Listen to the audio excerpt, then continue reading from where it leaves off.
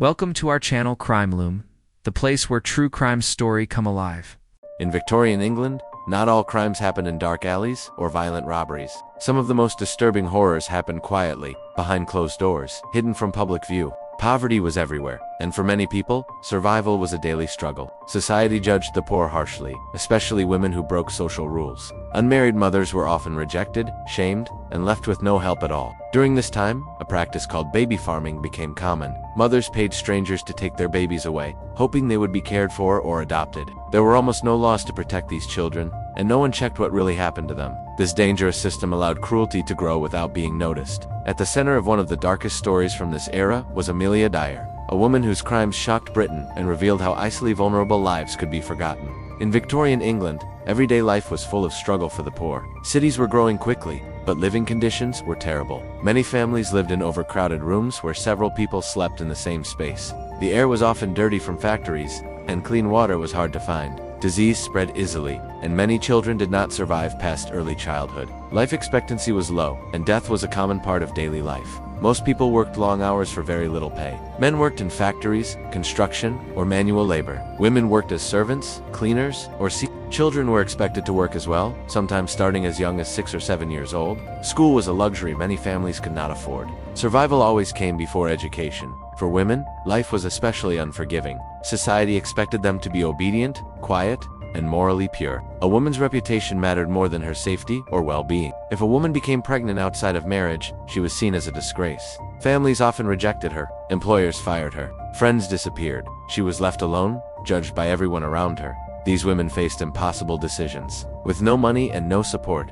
raising a baby alone was almost impossible. Many mothers loved their children deeply but knew they could not feed them. Some women abandoned babies on doorsteps. Others left them in workhouses. Some searched desperately for someone who could take the child away. This led to the rise of baby farming. Baby farmers were people who accepted infants in exchange for money. Mothers paid a one-time fee and were promised that the baby would be cared for or adopted. Once the payment was made, the mother was expected to disappear and never return. It was seen as a quiet solution to a public shame. The system had almost no rules. There were no regular inspections. There were no background checks. Authorities rarely followed up. As long as a baby was out of sight, society felt comfortable ignoring what happened next. This lack of care created the perfect conditions for cruelty. One woman who entered this world was Amelia Dyer. She was born in 1837 and grew up in England. As a young woman, she learned nursing and midwifery skills. This education gave her authority. People believed she understood medicine. Mothers trusted her because she appeared professional and calm. She knew how to speak gently. She knew how to gain sympathy. She presented herself as a woman who cared deeply for children. To neighbors and landlords, she appeared quiet and respectable. Nothing about her behavior suggested danger. This made her extremely effective at gaining trust. Desperate mothers came to her from different towns and cities. Some were young girls terrified of their families finding out. Others were widows with no income. Many cried as they handed over their babies. They believed they were giving their child a chance at life. Amelia accepted the babies and the money without emotion. Once the payment was made, her attitude changed. She did not want to spend money on food, clothing, or care. Instead of raising the infants, she killed them. The acts were quick and silent. She treated the babies as problems to be removed rather than human lives. Afterward, she disposed of the body. Sometimes she buried them. Other times, she wrapped them and placed them in rivers. She cleaned the room, removed any signs, and waited for the next mother. This pattern repeated again and again.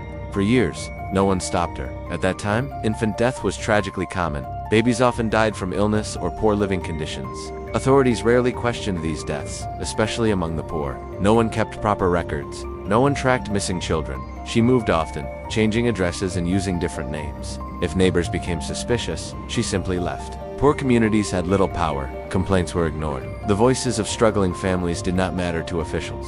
At times, she pretended to be mentally unwell. This helped her avoid serious punishment. Once, she was sent to an asylum instead of prison. Doctors believed she was ill rather than dangerous. When she was released, she returned to baby farming and continued killing. As the years passed, dozens of infants disappeared. Mothers wrote letters asking about their children. Some begged for updates. Some asked to visit. Amelia often ignored these letters. Sometimes she replied with lies, claiming the babies were healthy or had been adopted. Eventually, her carelessness exposed her. In 1896, a parcel was found floating in the River Thames. Inside was the body of a baby. The package was wrapped carefully, but this time, there was a label with an address. This small mistake changed everything. Police followed the address and arrived at her home. Inside, they found disturbing evidence. baby clothes, feeding bottles, letters from mothers. Many letters were unopened, some were months old. The room told a story of repeated disappearance. She was arrested and questioned. During questioning, she remained calm. She showed little emotion. She spoke as if she were discussing ordinary events. She claimed she could not remember how many babies she had killed. Some reports suggest the number was very high, possibly dozens. Her trial shocked the nation. Newspapers printed every detail. The public was horrified that such crimes had gone unnoticed for so long. People were disturbed by how ordinary she appeared. The idea that evil could hide behind a calm face frightened many. She was found guilty of murder and sentenced to death. In June 1896, she was executed by hanging at Reading Jail. She showed no public remorse. Her execution ended her life, but it did not erase the pain she caused. After her death, society was forced to confront its failures.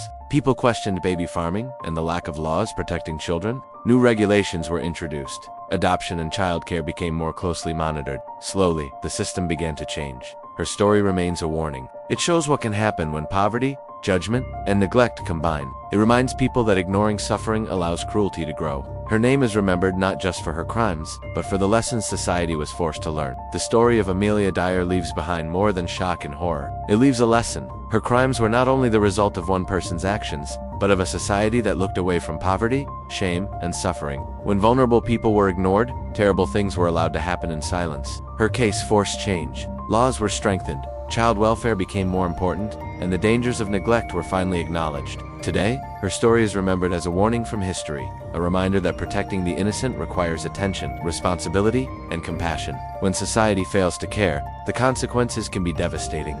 For watching more amazing videos like this, subscribe our channel Crime Loom.